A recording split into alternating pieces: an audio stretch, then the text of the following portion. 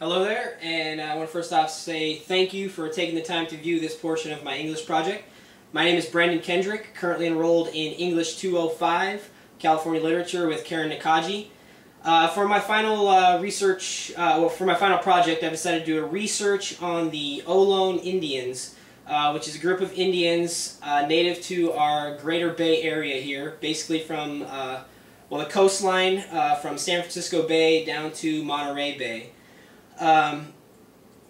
Like I said, I've done a research in the form of a PowerPoint, which will give you more of a history, kind of a background, if you will, of the Ohlone people, which consisted of actually many different villages that spoke many different languages. But you can, if you're interested, you can read on that in the PowerPoint. Along with the PowerPoint, I've decided to do something a little more creative, if you will. So I've decided to create a few dishes that the Ohlone Indian population may have consumed on a regular basis, or at least every once in a while. All of the ingredients that I will be using were accessible at the time that the Ohlone Indians were settled in our area here. Obviously, the men would be in charge of the hunting, fishing. The women usually would be in charge of preparation of the meals, gathering the fruits and vegetables, wheat and whatnot. So with that being said, I'm going to go ahead and get right into what I'm doing here. Basically going to create 3 dishes, all of which are fairly simple for the most part. Like I said, the ingredients are very simple, but what the Ohlone population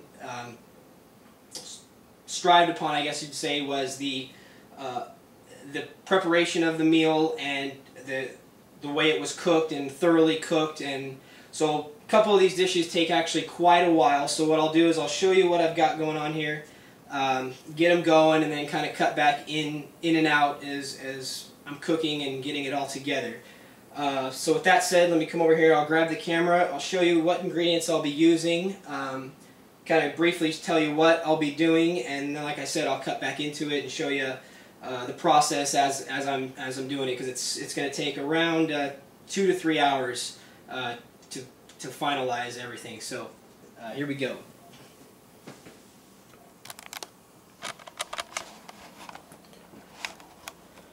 Alright, so the 3 dishes I'll be preparing, one of which is a beef soup. So I've got my beef right here, which is in the form of chunks now. Over here I'm going to get some water boiling in a pot. I'm going to get the water going to a boil, then take it down to a low, add the meat, and let it simmer for quite some time. The second dish is going to be something called Santa Clara carrots. What I've got here are about 10 carrots that I'm going to cut the ends off of, peel, get those going. Those are going to go into the oven. And obviously, with the technology we have, I've got an oven and a stove here. The Indians would usually use a brick oven and a fire pit to cook all of their foods. So some of the other ingredients I got going in here is cornmeal, which will be used in the beef soup. I've got a squash, salt and pepper, water of course, and I'm using just regular margarine or butter there, whereas the Indians at the time would use a form of fat in their meal preparations. So I'm going to go ahead and get these going here, and I'll cut back in just a moment.